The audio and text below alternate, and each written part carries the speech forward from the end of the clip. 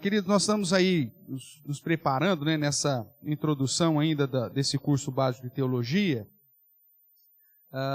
refazendo isso até para o registro aí, do material. E nós acrescentamos, nesse primeiro momento, alguns temas introdutórios, né? Primeiramente, nós, na aula 1, que nós tivemos, se não me engano, 3 partes, não é isso, Gabriel? Foi dividido em 3 aulas aí, a aula 1, introdutória, falando a respeito por que teologia reformada, né? Explicando um pouquinho da divisão, explicando um pouquinho das áreas de atuação, o que é teologia, a importância da teologia na vida, que não existe nenhum ser humano que não exerça a teologia, né?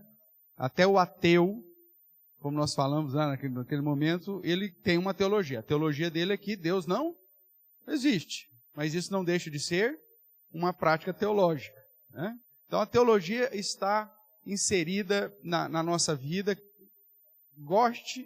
gostemos ou não. E todas as informações que recebemos durante a vida, o nosso modo de enxergar o mundo, a nossa cosmovisão, vai influenciar o modo que entendemos a respeito do Criador, a respeito da relação entre as pessoas, do nosso entendimento sobre a vida, sobre a morte e tantos outros assuntos essenciais aí da nossa existência. Por isso, conhecer aquilo que o próprio Deus revelou é o modo para, de fato, andarmos na verdade, na luz e, consequentemente, dentro do padrão que o próprio Criador estabeleceu. Na segunda aula, que ainda estamos nela, nesse segundo tema aí, nós começamos a tratar que a teologia é importante, porque o ser humano é um ser religioso, e aí então nós começamos a tratar por que existem então tantas igrejas. E nós estamos hoje, eu acho que na 4ª parte dessa sequência. Obrigado, Gabriel.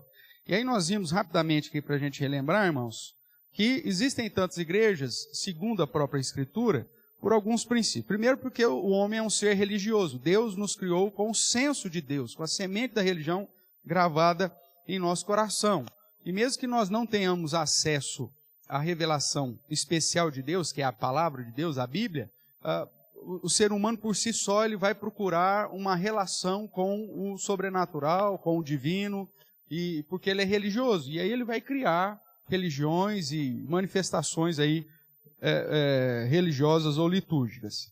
Uma segunda situação que a Bíblia diz, por que existem tantas religiões ou tantas igrejas, e agora já num contexto até mesmo cristão, é que o ser humano é ganancioso. Ele deseja poder, ele deseja fazer do contexto religioso fonte de lucro. E muitas vezes as pessoas inventam as suas próprias religiões, criam as suas próprias igrejas, para poder exercer poder sobre alguém ou receber algum benefício financeiro delas. A Bíblia nos exorta contra esse perigo, né? O apóstolo Paulo, em especial, vai nos chamar a atenção que nos últimos dias isso ia ser muito comum. O apóstolo Pedro, de igual forma, nos chama a atenção que esses falsos mestres fariam comércio de nós, né? Não só negariam a soberania de Deus, mas fariam comércio de nós. Então tem tantas igrejas aí porque as pessoas elas têm dificuldade muitas vezes de se submeter a uma instituição e às vezes focada no seu próprio ventre, elas procuram criar a sua própria igreja, a sua própria religião. Vimos também que existem tantas igrejas porque o homem busca os seus próprios interesses. Cada um quer ouvir aquilo que gosta. As pessoas não querem estudar a palavra do Senhor, que nos confronta, que, como foi dito hoje pela manhã, que exige que sejamos perfeitos, como perfeito é o nosso Deus. Não, eu quero viver do jeito que eu quero e não quero que ninguém me chame a atenção, né? Então, se a palavra de Deus me confronta, e a palavra de Deus sempre nos confronta, então eu preciso de uma mensagem que seja diferente dessa. Então, sempre vão existir igrejas falando as piores aberrações, porque sempre existirão ouvintes atrás dessas aberrações. As pessoas procurando o seu próprio interesse. E vimos também que existem tantas igrejas, porque é uma estratégia do próprio Satanás de conduzir as pessoas para longe de Deus, mesmo falando em nome de Deus. Apocalipse, de um modo especial, né, apresenta a figura do nosso inimigo como um dos seus aliados, a besta que emerge da terra, que tem a aparência do cordeiro. O cordeiro aponta para Cristo. Só que a voz dele é a voz de quem? O ensino dele é de quem? Do dragão, que aponta para o próprio Satanás. Então, uma das estratégias do nosso inimigo é conduzir as pessoas dentro de uma religião, ou dentro de uma filosofia que seja, onde a pessoa acha que está ali servindo a Deus, onde a pessoa acha que ali está fazendo bem, onde a pessoa pensa que está no caminho certo, né? E usa, inclusive, o nome de Deus, usa até as Escrituras, todo o aparato em nome do Senhor Jesus, só que a voz ou o ensino é um ensino que não está pautado na revelação especial de Deus. Então, vimos por que existem tantas igrejas. Então, nem toda igreja que diz que é a verdadeira igreja de Cristo, de fato, o é. Né? Como nós já mencionamos, né, o ditado popular, nem tudo que reluz é ouro. E nem toda igreja que se diz cristã também, de fato, é. E aí nós começamos a estudar características da verdadeira igreja, para que nós pudéssemos, inclusive, fazer uma autoanálise se a nossa igreja é uma igreja verdadeira. E aí nós dividimos em algumas aulas, né? A primeira parte dessa aula foi sobre o princípio de autoridade, e nós vimos que existem pelo menos 4, onde igrejas que dizem que tem a Bíblia como autoridade, mas sempre acrescenta alguma coisa. O primeiro grupo aí, aquelas que acrescentam as tradições humanas, né? Os dogmas criados pelo próprio homem, como se fosse verdade. E esses dogmas, às vezes, assumem até a autoridade igual ou superior às Sagradas Escrituras. Vimos também que algumas igrejas acrescentam à Bíblia a experiência sobrenatural, a experiência pessoal, né? Não importa o que a Bíblia diz, importa o que eu senti, importa o que eu vi, importa o que eu experimentei.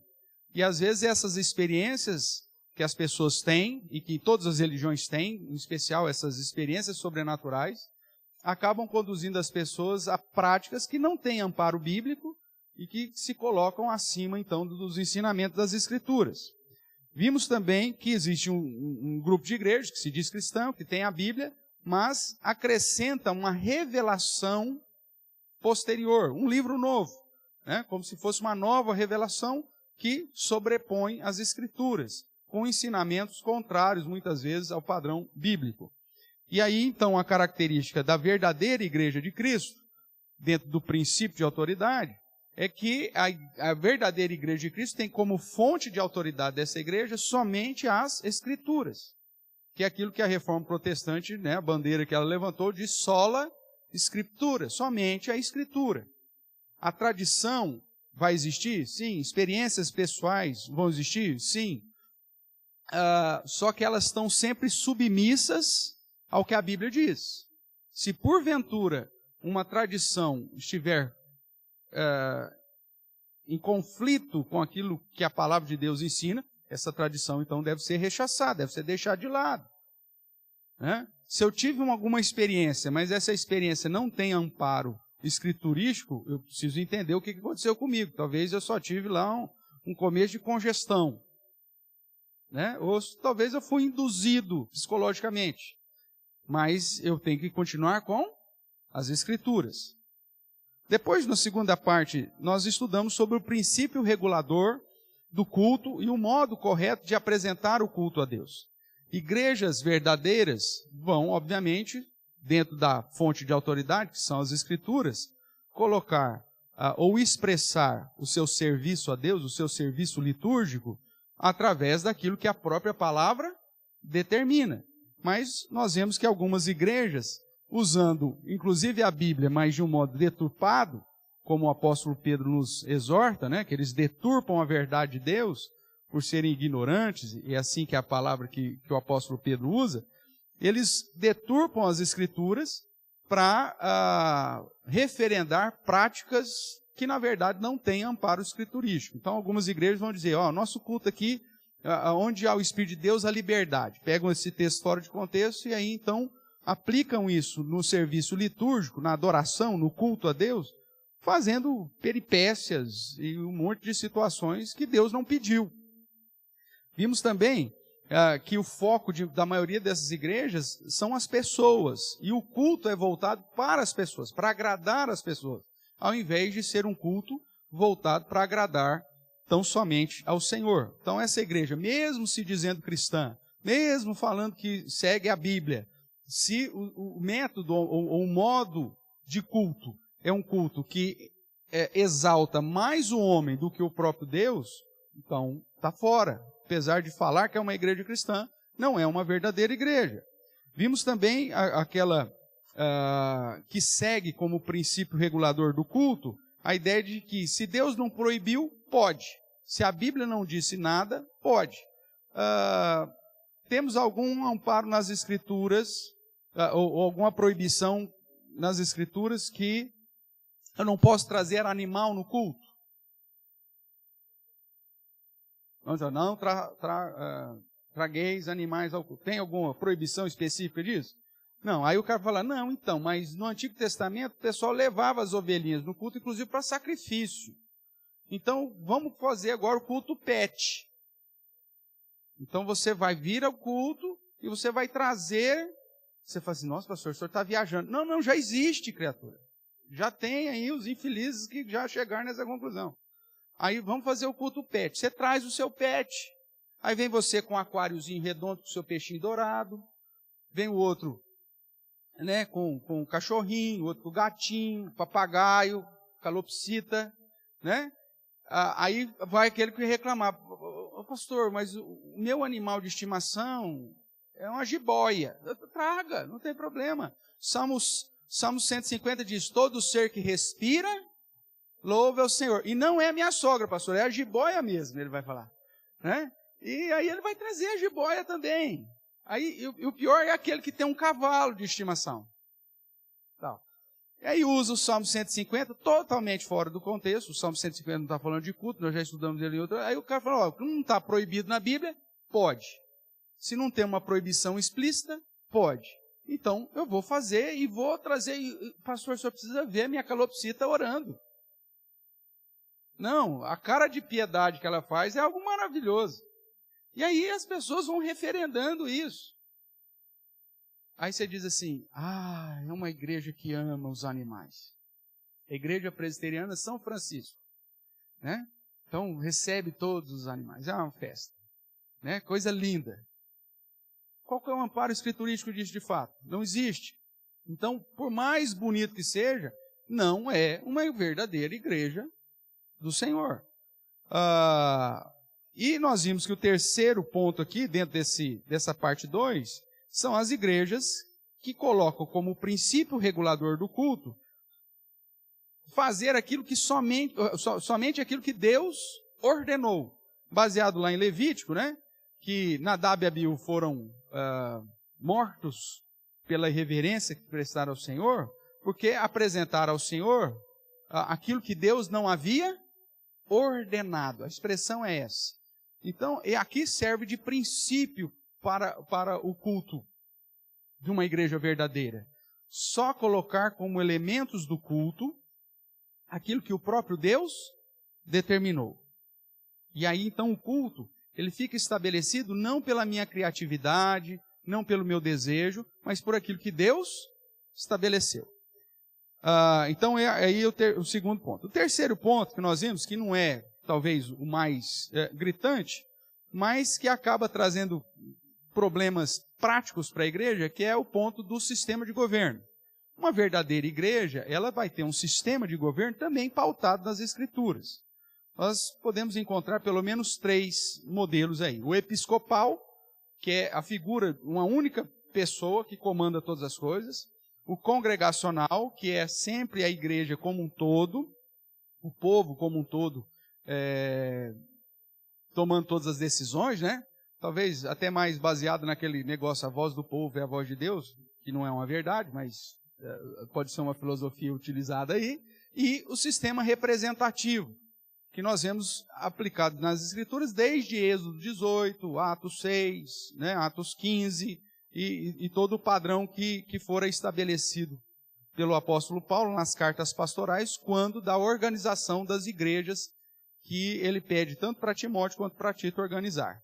Então, é óbvio que esse sistema aqui, talvez, o sistema de governo, não seja tão complicado para você definir qual que é uma verdadeira ou falsa igreja, mas, obviamente, que existem dentro desses modelos estruturas que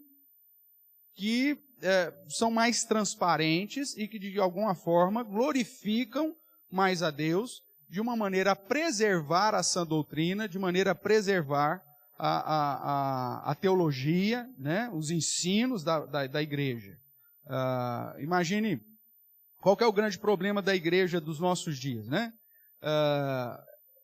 E que acabou gerando aí avanço em tantas outras igrejas, mas é a utilização, muitas vezes, do leigo para as questões doutrinárias.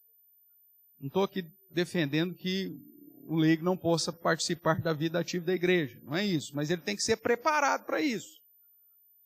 Imaginemos, num sistema congregacional, que surge lá um problema teológico de uma igreja que é individual. Nós estamos com um problema teológico e o sistema da igreja é congregacional. Então, aí nós vamos convocar a assembleia e vamos definir qual que é a postura de confissão de fé da nossa igreja ou qual que é a decisão da nossa igreja relacionada àquele ponto doutrinário. Aí você pega pessoas que foram preparadas ou que estão há anos na igreja, que têm um conhecimento exaustivo das Escrituras, e vai estar reunido nessa igreja ao mesmo tempo as pessoas novas convertidas, que foram recebidas aí recentemente e que teologicamente ainda não têm nenhum amparo e nenhuma condição para definir qual que é a melhor postura bíblica sobre determinado assunto teológico. Só que no sistema congregacional, o que vai acontecer? Todo mundo tem voto. Que é o que tem acontecido mesmo no sistema representativo. Quando as igrejas locais, elas elegem presbíteros que não têm um conhecimento teológico suficiente, e dentro dos concílios da igreja presbiteriana, o presbítero regente tem a mesma autoridade, o mesmo poder de voto do que o presbítero docente. Quando vai tratar de questões doutrinárias, às vezes você pega um cara que é presbítero, já foi ordenado, foi eleito, foi ordenado para aquilo, só que não tem conhecimento teológico nenhum, e aí o cara vai lá e vota para ordenação feminina no Supremo Concílio. Ele entra, inclusive, com o pedido para que você, então, tenha pastoras, tenha presbíteras. É um assunto teológico, que a Bíblia já se posicionou.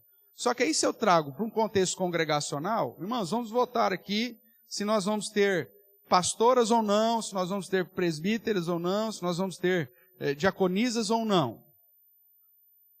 Dá uma olhadinha para o seu lado aí. Dá uma geral aí na igreja aí. Dá uma olhada aí. Tá? Olhou? Nós temos mais mulheres ou mais homens na igreja? Ah, olha que coisa. Nós temos mais mulheres do que homens na igreja.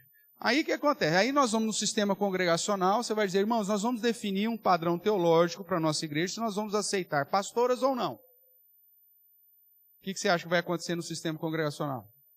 Onde a igreja vota e muitas vezes as pessoas novas convertidas, sem um conhecimento exaustivo e teológico.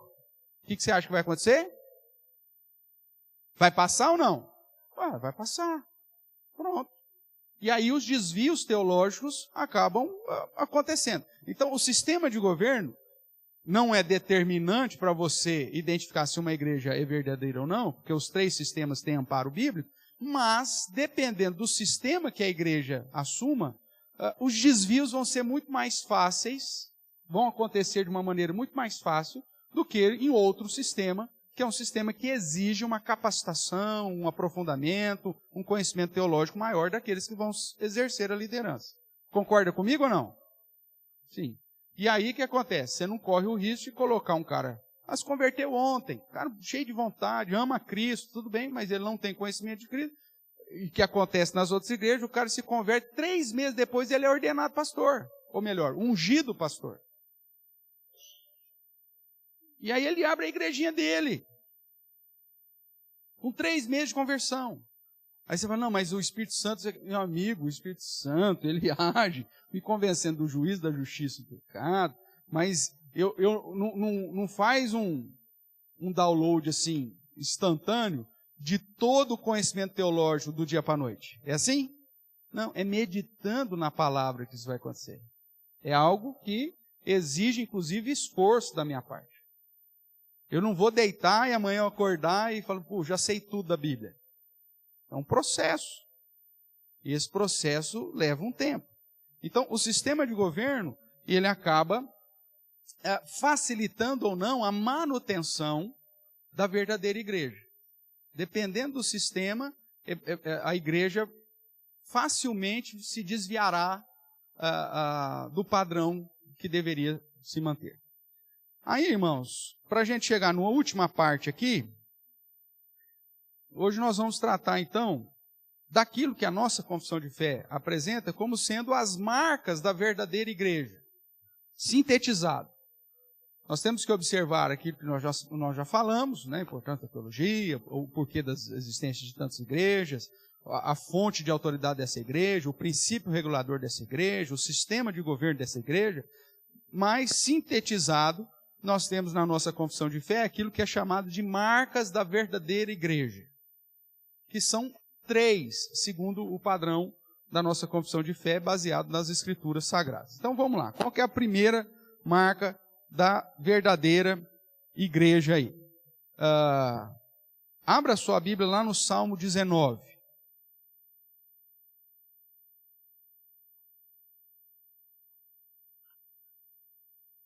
O Salmo 19 é um salmo que nós já estudamos algum tempo atrás aí, que trata da revelação de Deus. O Salmo 19 ele se divide em 2 partes bem distintas. Você vai observar aí, dentro do estudo aí, você já viu aí a questão que o comitê e o nosso tradutor já nos auxiliou, com as primeiras letras em negrito, que aponta aí para o início de um assunto, ou de uma perícope, que nós chamamos, e quando começa depois uma letra em negrito de novo, aponta para algumas outras verdades que podem ser complementares ou um assunto totalmente diferente. Então nós vemos aí o Salmo 19, que fala da excelência da criação, da palavra de Deus. No verso 1 tem um ozinho aí em negrito, não tem? Tá. Aqui do verso 1 até o verso 6, ele vai tratar sobre a revelação geral de Deus, a revelação através da criação. Se você observar, vai ter aí no final do verso 4, também um azinho aí, com letra maiúscula. Está dentro do mesmo assunto, só que aqui é como se fosse um parênteses. Inclusive as pessoas, os teólogos, usam essa parte do final do verso 4 e o verso 5 como sendo uma revelação ou um adendo revelacional que vai ser visto na criação do retorno de Jesus, uma perspectiva aí escatológica, tá? Aí depois no verso 7, você tem de novo um azinho, letra maiúscula. Tem aí? Tem. Porque inicia a segunda sessão propriamente do Salmo, que vai tratar da revelação especial, ou seja, da Bíblia. Então, o verso 1, vamos ler, diz assim, os céus proclamam a glória de Deus e o firmamento anuncia as obras das suas mãos. Ou seja, a obra da criação a partir do céu revela a existência de um Deus grandioso. E aí no verso 7 diz, a lei do Senhor é perfeita e restaura a alma. Aí ele vai começar a tratar da revelação especial, da palavra de Deus, da lei. E aí ele usa alguns sinônimos, né? Lei, testemunho, preceito, mandamento, temor, juízos, são sinônimos aqui para apontar para a revelação especial de Deus, que é a palavra. E segundo essa palavra revelada, do verso 7 em diante, ela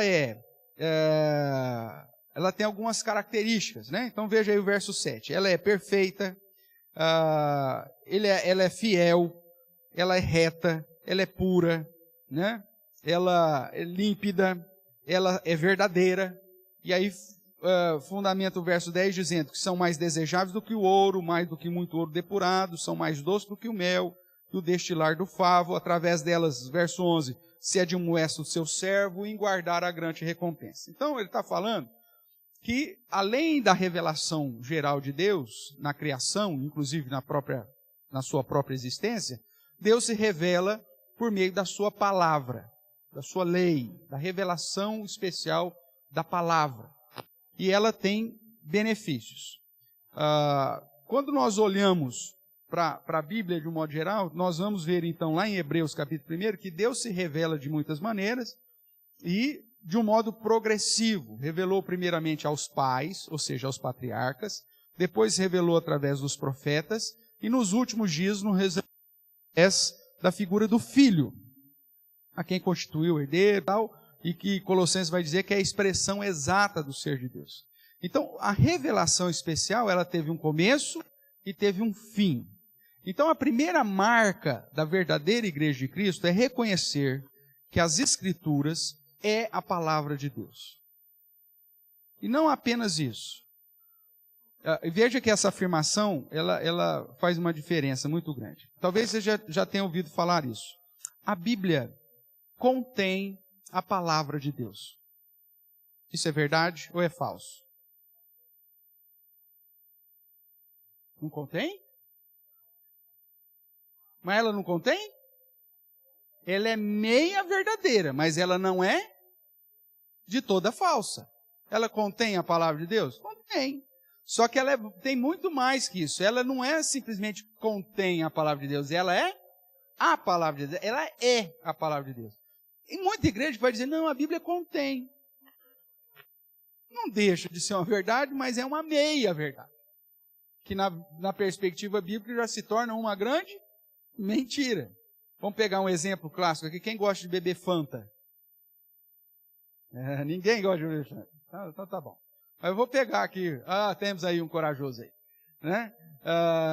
Quando você pega e compra Fanta laranja, vai estar escrito lá no rótulo lá. Contém suco de laranja. Deve ser uma gota, mas contém. Está escrito lá. Sim ou não? Sim. Agora se eu pego a laranja, corto a laranja, espremo a laranja, faço o meu copo lá. Eu posso dizer que contém suco de laranja ali? Até posso, porque tem um monte de coisa lá. Mas é muito mais que isso. Aquilo é suco de laranja. É muito mais do que contém. Nesse caso, eu estaria sendo, no mínimo aí, se não mentiroso, mas não correto com a verdade, dizendo que aquele copo de suco de laranja contém suco de laranja. Na verdade, aquilo é. É o que deve ser dito em relação à Bíblia. A Bíblia, ela é a palavra. Ela não contém a palavra. Porque quando eu digo que ela contém, eu estou dizendo que tem partes dela que não veio de Deus. Eu tenho partes que não foi produzido pelo desejo soberano de Deus. E aí, o que acontece? Como que eu vou identificar? Você que o bebedor de Fanta lá. Como que você identifica na hora que você dá um gole? Hoje veio mais suco dessa vez. Tem como? Não tem. Como que você vai olhar para a garrafa lá e falar assim, aqui, ó. Aqui é suco, aqui não é. Não tem. Então, quando eu digo que contém, fica obscuro. E eu não consigo separar o que de fato é e o que não é. E aí, por isso que tem muita igreja que diz que a Bíblia contém. Aí você vai chegar para ela e falar assim, para aquela liderança e chegar e falar, mas a Bíblia diz, não, mas isso aqui não é. Isso aqui não é. Não, mas a Bíblia diz aqui assim, assim, assim. Não, mas isso não serve. Esse princípio não serve mais. Se a própria revelação não exclui aquilo que você está usando, por exemplo, vamos pegar, pastor, vamos pegar aqui o sacerdócio levítico. Não, a Bíblia já disse que esse sacerdócio terminou. Opa, então é tudo bem. Agora, se eu pego um princípio bíblico, ou uma verdade bíblica, que não tem nenhum lugar dela dizendo que aquilo cessou, deixou de existir, aquilo continua sendo a palavra de Deus e é a palavra de Deus. Então, a verdadeira igreja, ela possui como primeira marca que as Escrituras como a única verdade absoluta, pregada de um modo fiel, em concordância com a totalidade da revelação de Deus. Eu não posso usar texto fora de contexto. Essa é uma característica da verdadeira igreja. Pregar somente as Escrituras e pregar as Escrituras com fidelidade.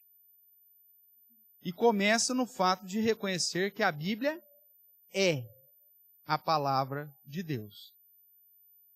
Para aqueles que acham que a Bíblia contém a palavra de Deus, se você ouvir isso na igreja, Deus, ou o cara errou, E aí você tem que puxar a orelha do cara e falar, ô meu amigo, a Bíblia não contém não, a Bíblia é. Ou se você vai numa igreja que coloca isso como confissão de fé, para nós a Bíblia contém a palavra de Deus, então já é uma dos indícios que aquela igreja não é uma igreja verdadeira. Tudo bem? Nós temos outros versos aí, né? Que nos apontam aí. Vamos dar uma olhadinha rapidamente aí? João capítulo 5, 39. João 5, 39.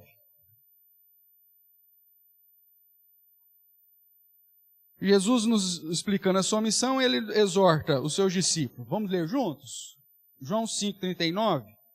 Examinais as Escrituras, porque julgais ter nelas a vida eterna, e são elas mesmas que testificam de mim. Aonde que está o amparo para apontar Cristo como Deus encarnado?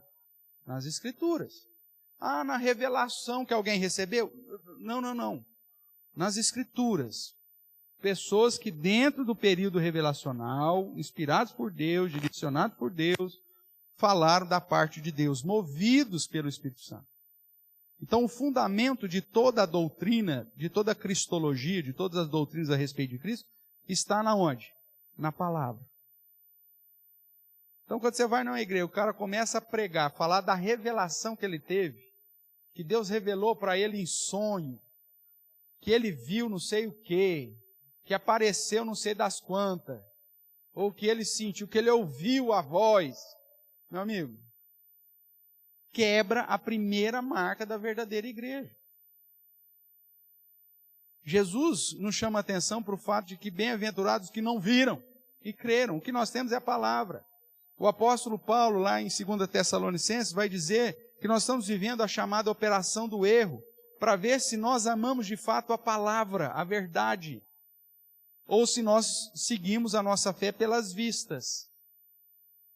Porque a maioria das igrejas não querem estudar a Bíblia, elas querem mostrar sinais, prodígios e maravilhas. Porque é isso que atrai as pessoas. Estudar a Bíblia não é um negócio legal, pastor. Mesmo porque, como eu já disse, a Bíblia nos confronta. Abra a sua Bíblia lá rapidamente em 2 Tessalonicenses. Esse texto aqui é importante sempre relembrá-lo. 2 Tessalonicenses capítulo 2. Depois você em casa você lê isso aqui, mas a partir do verso 7 diz assim: com efeito, o mistério da iniquidade já opera, e aguarda somente que seja afastado aquele que agora o detém. Então, será de fato revelado o iníquo. Esse iníquo, aquele que Daniel falou, que o próprio Jesus também. A quem o Senhor Jesus matará com o sopro da sua boca e destruirá pela manifestação da sua vinda. Ora, o aparecimento do iníquo é segundo a eficácia de quem? De Satanás. De que forma? Com todo poder, sinais e prodígios de mentira. Com milagres. Com milagres. Poder, sinais e prodígios da mentira são milagres. Então o que vai acontecer? Nós vimos que uma das características que existe nas igrejas é que é uma estratégia de quem mesmo? Satanás. Satanás, dentro da sua estratégia, ele move, irmãos, poder, sinais e... como que é o termo aqui? Poder, sinais e prodígios para enganar. Satanás pode fazer milagre? Pode, debaixo da permissão de Deus faz. O exemplo que ele vai citar depois é Janes e Jambres. Conhece Janes e Jambres? Sabe da história do Janes e Jambres? Quem foi o Janes e Jambres? Foram os dois servos de Faraó que repetiam os milagres que Moisés fazia. Agora, Janes e Jambres fazia isso com que poder? De Deus? Obviamente que não. Tanto que a serpente de Moisés, lá que saiu da vara de Moisés, engoliu a deles. Mas o diabo, ele pode fazer manifestações poderosas? Sim, e ele o faz para enganar. Então, aqueles que vivem uma fé hoje pautada na vista em ver ou procurar poder, sinais e poderes miraculosos ou milagres, e baseiam a sua fé nisso e não nas Escrituras, na verdade, segundo o padrão dos nossos dias, como Paulo apresenta, isso são sinais usados segundo a eficácia de quem? Do próprio Satanás. Continue a leitura. E com todo o engano de injustiça aos que perecem. E por que esses perecem? Porque não acolheram o amor da verdade para serem salvos. O que é a verdade mesmo? As Escrituras, a palavra, João 17:17. Santifica-os na tua palavra, na tua verdade. A tua palavra é a verdade. Ah, mas a verdade também não é Cristo? Claro, ele é o Logos, ele é a palavra. Tudo bem? O que mais que diz aí?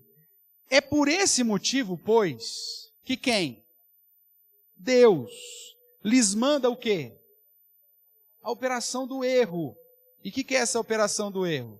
O poder, os sinais, os prodígios da mentira, segundo a eficácia de Satanás, para darem crédito o quê? A mentira, a fim de serem julgados todos quanto não deram crédito ao quê? A verdade, antes pelo contrário, deleitados com a justiça. Ou seja, nos nossos dias, irmãos, poder, sinais, poderes miraculosos, né, ou prodígios, segundo o apóstolo Paulo, são apresentados segundo a eficácia de Satanás, para conduzir ao erro, por isso a operação do erro, para conduzir ao engano daqueles que não amaram o quê? A verdade, que é a palavra. E é Deus quem permite isso, inclusive. Como nós vimos aí no verso 11, é por esse motivo, pois que Deus lhes manda a operação do erro. A única segurança que nós temos, irmãos, é a palavra revelada de Deus. É examinar as Escrituras, é meditar nessa palavra de dia e de noite. É desejar conhecê-la e aplicá-la em nossa vida. Porque se a gente for sendo conduzido pelas vistas, nós seremos enganados. Você já viu ilusionista? Mágico? Eles fazem alguma coisa sobrenatural? Não, são truques. Mas a gente cai em todas elas. Por quê? Porque nós estamos tentando compreender segundo aquilo que nós vemos. Né? Hoje com a internet tem um pessoalzinho aí que eles mostram o truque, aí depois vem e ensina e mostra o que foi feito por trás, né? Tem gente que é até famosinho nisso aí, porque fica desfazendo ou desmontando os truques dos outros. Então, aí depois, racionalmente, você então vê esse vídeo explicando que aquilo era um truque, aí você, entendi. Porque se você seguisse apenas aquilo que você está vendo, você seria enganado. É o mesmo processo. É o mesmo procedimento que Satanás faz. Então, qual que é a única segurança dos nossos tempos? Que nós já estamos vivendo os últimos dias. É o amor à verdade, à palavra. E essa é a primeira característica, tá? Depois você dá uma lida aí nos outros textos aí que está aí na projeção. Você que gosta de anotar. Então, a primeira marca da verdadeira igreja é somente as Escrituras como fonte de vida, como fonte de pregação, como fonte de todas as respostas, de todos os anseios, de todos os questionamentos, de todas as dúvidas, de todas as áreas da nossa vida. Irmãos, em primeiro lugar, as Escrituras. Agora, o problema é que as pessoas às vezes procuram outras ciências, outras questões, além das Escrituras. Porque a Escritura confronta.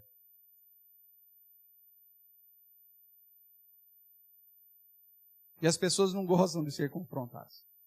Por que ela procura? Fica anos em terapia. Por que fica anos em terapia? Porque o cara que vai fazer a sua terapia, ele não vai te confrontar, meu amigo. Porque se ele te confrontar, você procura outro profissional. Ele vai ficar ali anos a fio mesmo, porque você paga por sessão. Se eu fosse assim, eu faria também. Né? Já que eu recebo sessão, eu vou chegar para o seu caso e falar assim, seu caso é muito sério. Você vai precisar... Quantos anos você tem? Estou com 40 anos. Então, foram 40 anos de problemas. Então, agora nós vamos ter que fazer as sessões também, pelo menos uns 40 anos, para resolver o seu problema. Semanal. R$250 por sessão. Claro! Por que o cara não resolve o seu problema? Porque se na primeira sessão ele vai lá e te confronta, é pecado, meu amigo, muda de vida. Você é egoísta. Você não é grato. Você é reclamão. Você não sabe gastar bem o seu dinheiro, você é gastão. Se o cara confrontar você na primeira sessão e resolver o seu problema, ele passa fome. Ô, acorda, criatura. É lógico. Irmãos, tudo nessa vida é comércio. Você vai no médico, o cara te top de remédio e põe lá um controlado no meio. Por que o cara põe o controlado no meio? Porque aí o controlado você tem que vir de mês em mês lá para pegar a receita de novo. Oh, mas é lógico que o cara vai fazer isso para você. Porque se ele não põe... Precisa desse controle? Precisa. Ixi, esse... Não tem um que não seja controlado. Não. Tem que ser esse. Por que tem que ser esse? Porque você precisa da receita para comprar. Aí você tem que voltar lá de 30 em 30 dias para pegar a receitinha de novo. Aí na hora que ele está vendo que você está bom, eu falei, ele te arranja um serviço novo lá, te dá um remédio a mais. Aí você fica igual um zumbi. Você está bem? Eu falei, agora eu estou. Tupido. Aí você olha para o cara, por que o cara chegou na situação? Pecado. Falta de fé, falta de confiança. Pastor, o senhor está falando que não existe ansiedade. Não estou falando nada disso. Não existe depressão. Não estou falando nada disso. Só que eu estou falando que a metodologia é diferente. Como que a Bíblia trata a depressão? Confrontando. Não está falando que não existe depressão. Só que ela trata a depressão como? Confrontando a sua postura. E como que a ciência vai tratar? Te mantendo, pagando sessão. É óbvio. Mesmo que seja inconscientemente.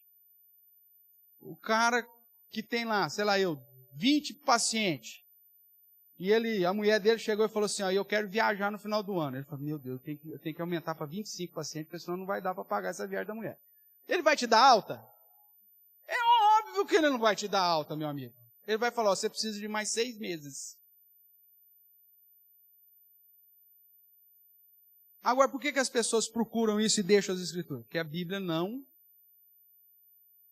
faz acordo contigo. Ela chega para você e escancara o seu pecado. E a verdadeira igreja de Cristo, o que ela faz? Ela escancara o seu pecado. Eu escrevi um artigo um tempo atrás. Se Jesus estivesse no nosso dia, nós tínhamos já crucificado ele já no primeiro ano. Não tinha 3 anos de ministério. Era no primeiro, nós já tinha matado já. Porque Jesus olha para os judeus que criam nele e chama os caras de mentirosos.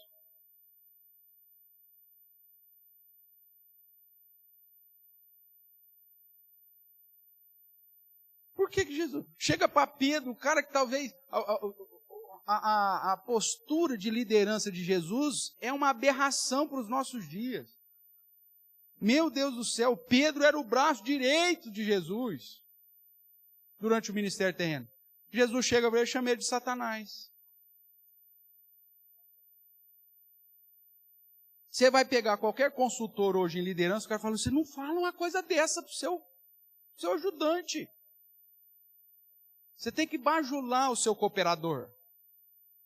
Que agora não pode chamar nem de funcionário, mas é cooperador. Você tem que bajular o seu cooperador. Você tem que falar que ele é queridão. Se ele fez erro, você fala, não tem problema, você errou, mas olha, vamos lá, você faz parte da equipe. Jesus, no primeiro erro de Pedro, já chama ele de Satanás. É confronto, acima de confronto. Aí você acha que uma igreja que quer crescer, ela vai usar isso? Não, você é precioso, meninas dos olhos de Deus, lindão, você está em pecado, mas não tem problema não. Viva. Primeira característica da verdadeira igreja, ela usa a Escritura. E a Escritura, meu amigo, nos bate. Não tem como você ler nenhuma passagem das Escrituras e não ser confrontado. É que a gente não tem muita vergonha na cara, então a gente pula, né? Uns versos a gente não faz nem questão de decorar. Mas toda vez que eu vou prostrado para as Escrituras, ela vem e aponta o meu erro. e diz, ó, tem solução, muda. Tem solução, muda. Então, essa é a primeira característica. Segunda, ministração correta dos sacramentos ordenados pelo Senhor Jesus. Nós vamos estudar um pouco mais à frente, né, quando a gente voltar agora em fevereiro, na sequência do curso básico de teologia, sobre os sacramentos, o que é sacramento, aquela coisa toda, a diferença dos sacramentos na igreja católica, dentro da igreja protestante e tal. Mas a segunda característica da marca da verdadeira igreja é que ela ministra corretamente os sacramentos ordenados pelo Senhor Jesus. Pega a sua Bíblia lá, vamos pegar o texto aqui de Lucas 22, que é o menos conhecido. Né? Apesar dele citar aí a mesma a ceia, mas vamos lá. Versos 19 e 20. Então Jesus está aqui celebrando a Páscoa, que fazia parte da lei cerimonial, uma das festas que havia sido ordenada pelo Senhor. E durante a Páscoa, o que acontece? Verso 19. E tomando um pão, tendo dado graças, o partiu e lhes deu, dizendo, isto é o meu corpo, oferecido por vós. Fazei isto em memória de mim. Semelhantemente, depois de cear, tomou o cálice, dizendo, esse cálice é a nova aliança no meu sangue, derramado em favor de vós. Nós vemos durante o ministério terreno de Jesus algumas transições dentro, principalmente daquilo que referia-se à lei cerimonial ou na perspectiva dos sinais estabelecidos mesmo antes da lei de Moisés. Toda vez que você identifica nas Escrituras, então, uma postura que o próprio Cristo determina de observância como símbolo, como sinal para nós, são sacramentos. E esses sacramentos, então, precisam ser observados de modo correto. É lógico que essa segunda marca da igreja foi definida, né, de uma maneira mais específica sobre a ministração correta dos sacramentos, por um confronto direto da reforma protestante contra o próprio padrão católico, que estabelece 7 sacramentos, e desses 7 sacramentos, 5 sacramentos estabelecidos pela tradição e não pelo referendo do próprio Cristo. Né?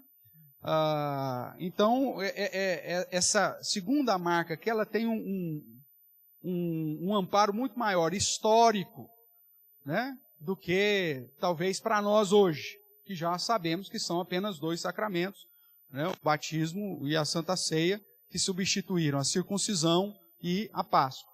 Mas a ideia original de identificar isso como segunda marca é apontar para o fato da aplicação correta das ordenanças divinas. Por mais que o texto histórico diz que a segunda marca da verdadeira igreja refere-se à administração correta dos sacramentos, nós precisamos ampliar essa segunda marca e entender que, com isso, os teólogos que definiram a Confissão de Fé de Westminster, lá em 1600 e alguma coisa, estavam dentro de um contexto histórico de confronto com a Igreja Católica, mas que, além da administração correta dos sacramentos, aponta para algo maior, que é a aplicação correta dos ensinos bíblicos. Se a Escritura, como primeira marca da igreja, somente a Escritura é o padrão correto para tudo, então a aplicação dos ensinos bíblicos é o que Deus requer de mim. Então não adianta nada eu pregar uma coisa e viver outra. Essa é a ideia. Uma marca da verdadeira igreja é aquela que prega fielmente as Escrituras, mas que aplica corretamente também o ensinamento dessa pregação. Em especial, obviamente, no contexto litúrgico, da observância correta dos sacramentos. Quando nós formos estudar lá os sacramentos, nós vamos detalhar mais o que seriam as características tanto da Santa Ceia quanto do batismo.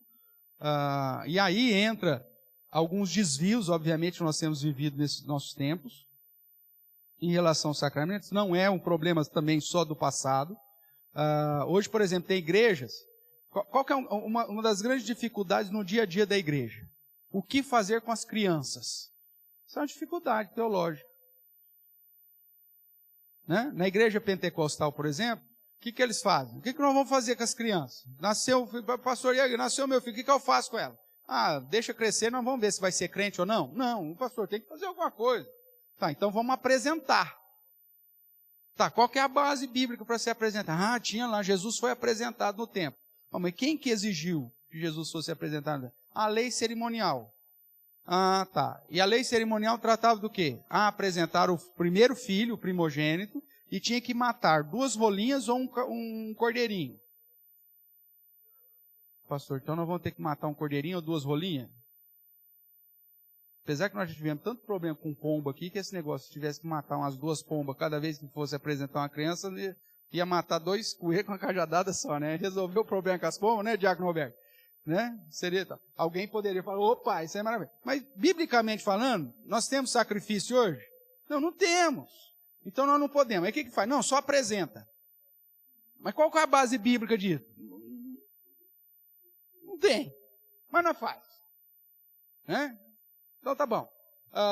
E só o primogênito? Não, aí, pastor, eu apresentei o primogênito, mas e o segundo? E o terceiro? E o 8º? O 12º? Né?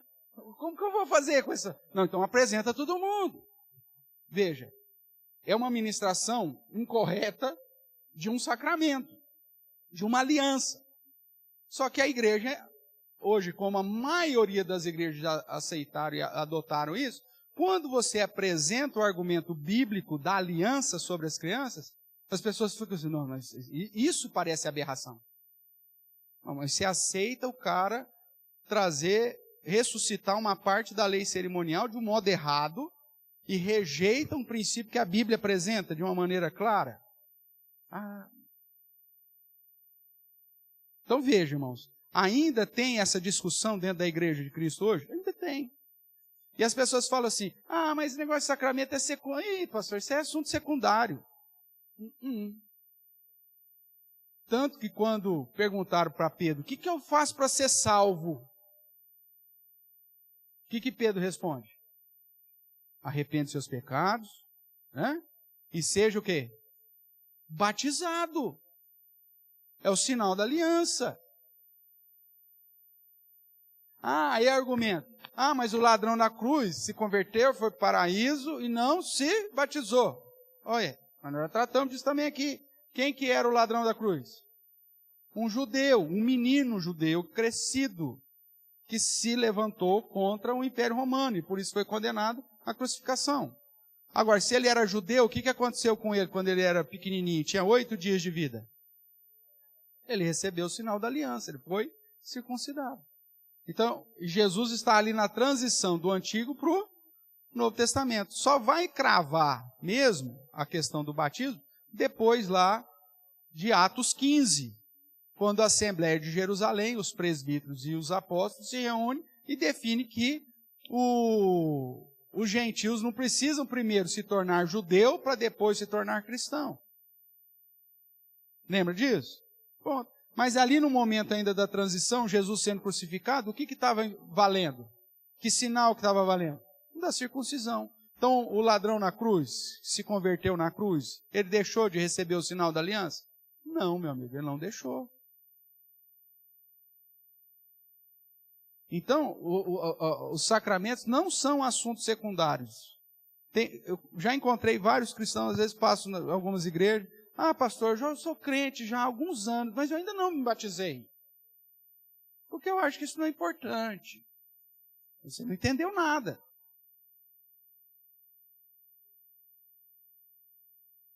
Você não entende a característica espiritual da aplicação do sacramento. Ao ponto de, lá no contexto do Antigo Testamento, o fato de Moisés ter negligenciado a aplicação do sinal sobre os filhos dele, quase gerou uma tragédia. O anjo da morte vem.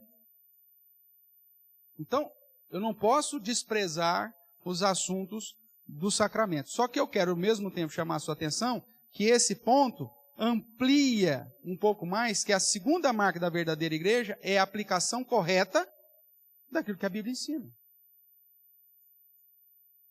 Pois não, Ronaldo?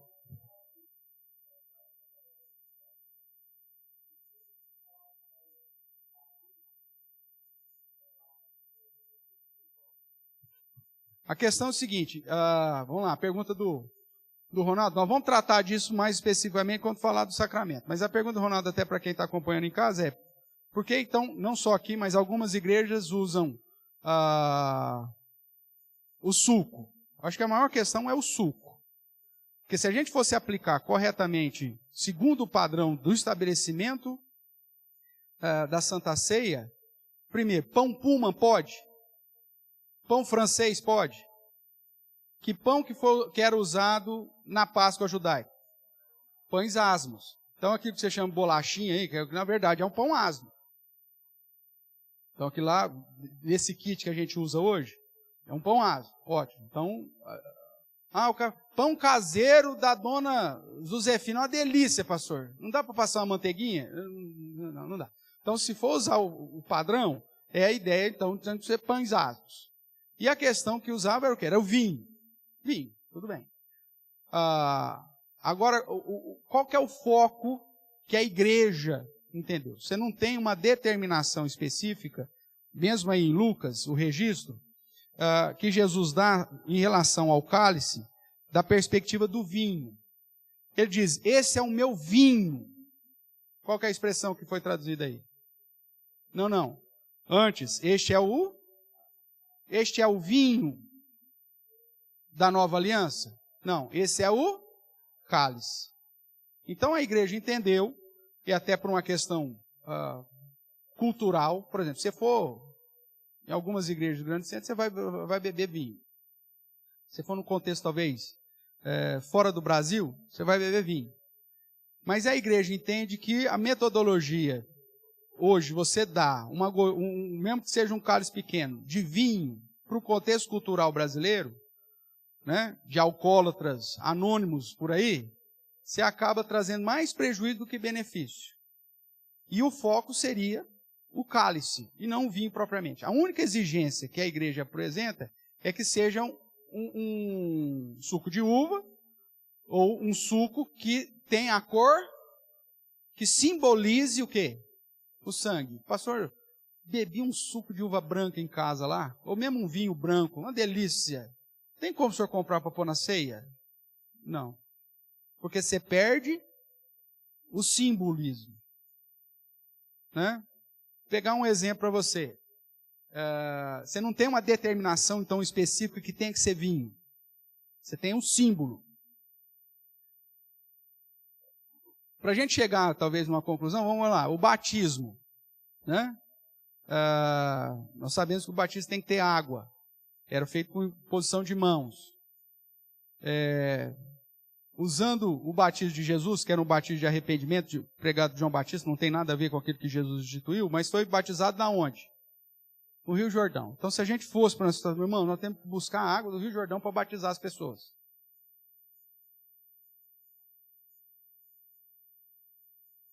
Precisa disso? Óbvio que não. Mas aí alguém vai, inclusive, defender essa ideia e vai dizer o seguinte, eu tenho prova bíblica que é o do Rio Jordão que faz a diferença, que é o caso de Naamã. Por que o profeta mandou ele se banhar no Rio Jordão se tinha rios melhores lá na terra dele, lá na Síria? Que é do Rio Jordão, tem que ser. Então, veja, aí eu estou extrapolando o símbolo. Não há necessidade. Se amanhã depois a igreja definir, pastor, eu acho que vamos ser mais rigorosos nesse padrão, vamos pôr vinho? Tudo bem. Mas eu acho que isso vai trazer mais problema no nosso contexto. Quer ver um exemplo que eu vou te dar lá? Eu fui pastor na África. Num país de 95% da população muçulmana. O muçulmano, ele é mais fiel que o cristão no sentido da bebida. Eles não aceitam. Não pode ter. Vocês viram agora recentemente na Copa do Catar, que havia, por conta dos gentios lá, dos não islâmicos, havia só um período que eles permitiam que bebesse, até antes do pôr do sol, uma coisa assim. Porque o país, mesmo um país turístico, não aceita. Aí eu vou pregar o evangelho, então, para uma cultura que não aceita. E aí eu vou introduzir o vinho para ele. Você acha que isso vai ser um obstáculo ou não para a evangelização desse povo? Vai. Então veja, como não há uma determinação específica, o foco é o simbolismo, esse cálice. É o mesmo argumento, Ronaldo, para derrubar a transubstanciação católica. Que o sangue vira, que o vinho vira sangue, que o pão vira carne. Jesus já tinha morrido aqui? Ele diz, este é o meu corpo. Mas Jesus já tinha passado pela cruz? Para aquilo se transformar em corpo? Não. É só um símbolo mesmo, era o pão. Aquele cálice, Jesus já tinha derramado sangue? Não, era só o símbolo. Então o foco é no símbolo que aponta. Eu não posso utilizar nada que desconfigure, então, o simbolismo. Então, o suco de uva branca, o vinho branco eu não posso. E o pão, a igreja tem tolerado também a utilização de outros pães que não sejam os pães, o pão asmo, uma vez que a Páscoa judaica era celebrado como início da chamada festa dos pães asmos. Então, não tinha nem fermento lá. Mas veja, o foco não é nessas questões cerimoniais, que era exigida pela lei, mas no simbolismo. Então, há alguma variação que você faz, desde que você não perca o simbolismo. O que eu fazia lá na África? Não posso pôr vinho. Não tem suco de uva. Você não acha, meu? Estou no meio do deserto, numa aldeia, sítio Badame, não tem venda, não tem supermercado, não tem. Mesmo em Dakar, muitas vezes você só achava vinho, você não achava suco de uva. O que você faz numa situação dessa? Se colocar o vinho, são todos ex-muçulmanos. Eu posso criar um problema cultural aqui. Nós fazíamos suco de bisape. Sabe o que é suco de bisape? Qual que é o nome daqui? Hibisco. Aí comprava o hibisco, fervia o hibisco, fazia o chá do hibisco, esperava esfriar, transformava em suco. A cor dele é sangue. E aí usávamos o suco de hibisco dentro do contexto lá missionário. Porque qual que era o foco? O simbolismo. Isso é o meu, esse cálice, a nova aliança no meu sangue. Então se apontava para o mesmo simbolismo. Tá? Agora, eu não podia usar Coca-Cola. Não podia usar suco de limão. Eu tenho que preservar o simbolismo. Porque você não tem uma determinação específica. Este é o meu vinho. Mas esse é o cálice da nova aliança. Tá bom? Então, esse é o argumento. Agora, se amanhã depois, não, tem que ser, pastor. Teria, portanto, é que tem igreja que faz sem nenhum problema. Só que aí já parte de uma perspectiva da convenção da igreja. Né? Se amanhã depois o conselho da igreja chegar, pastor, nós temos que ser vinho aqui. Tudo bem, uma convenção podemos fazer. Só que eu acho que vai dar mais prejuízo por causa do nosso contexto cultural do que benefício. Possivelmente vai aumentar a frequência nos domingos de ceia. Mas eu não sei se esse é um verdadeiro benefício. Tudo bem? Para terminar, irmãos, o último ponto aqui, é que nós já passamos do horário, para a gente fechar as marcas da verdadeira igreja, é a aplicação da disciplina eclesiástica. O que é isso? A igreja, como comunidade, ela precisa ter como fonte a Bíblia,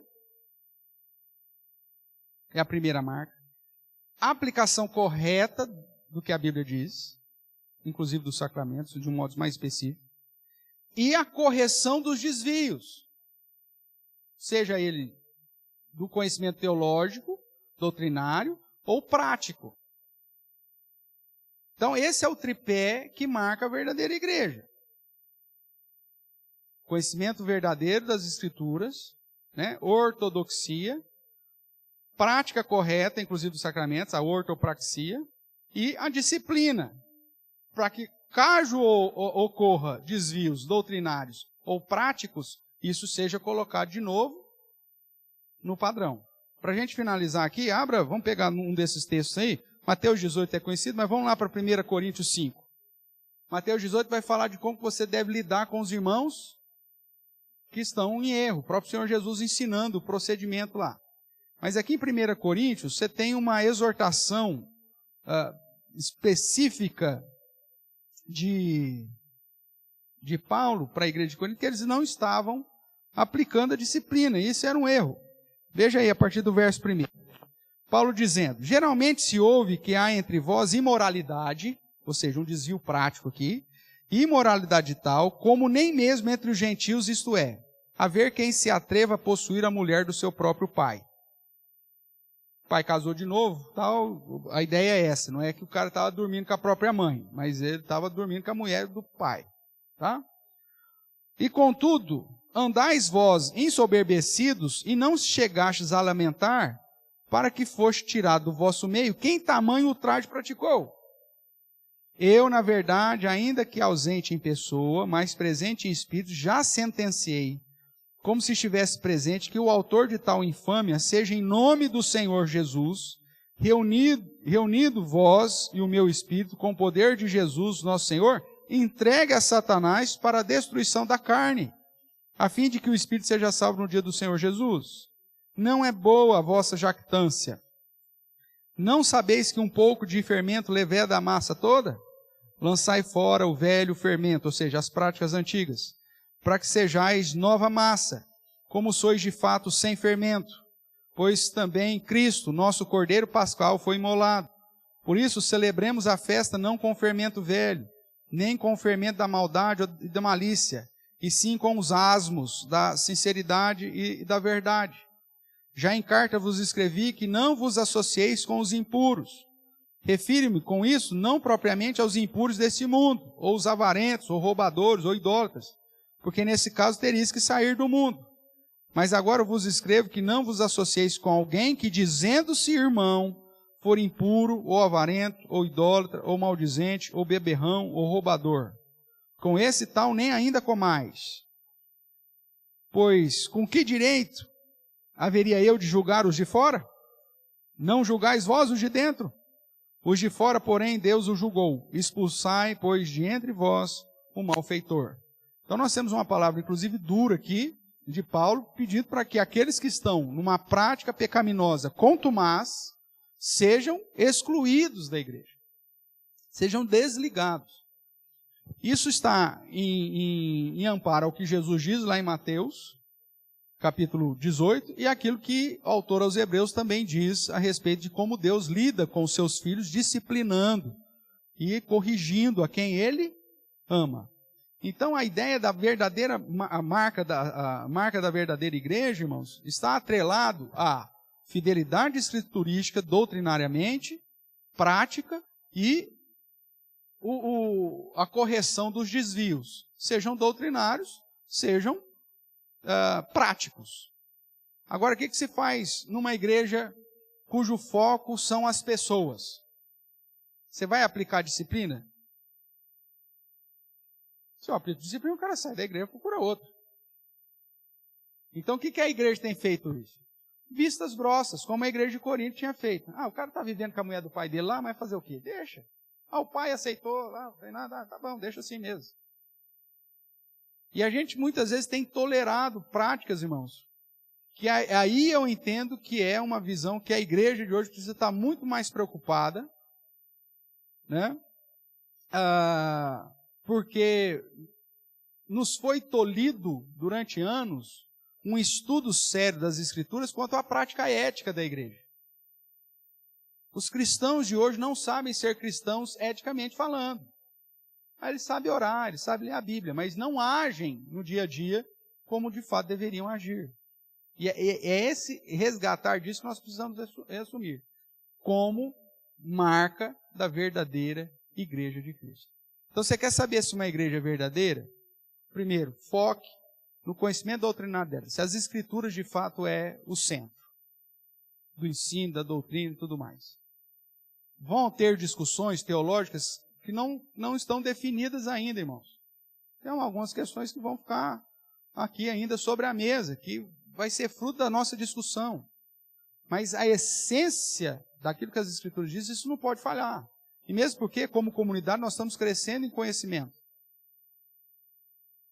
E como crescentes em conhecimento, e tentando pelo menos harmonizar aí, homogeneizar o conhecimento doutrinário, aí fica mais fácil você, inclusive, fazer mudanças que são necessárias nas doutrinas. Agora, sem esse conhecimento inicial das Escrituras, a nossa prática, não só nos sacramentos, mas em todas as áreas, vai ser complicada. E a igreja precisa, como verdadeira igreja, aplicar corretamente os ensinos das Escrituras. E quando houver falhas, deslizes, desvios, escândalos, aplicar corretamente o padrão de disciplina para restaurar o quê? O padrão estabelecido pelo próprio Deus.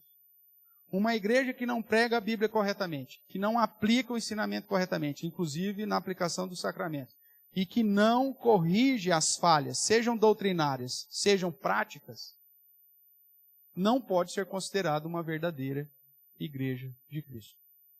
Tudo bem até aqui?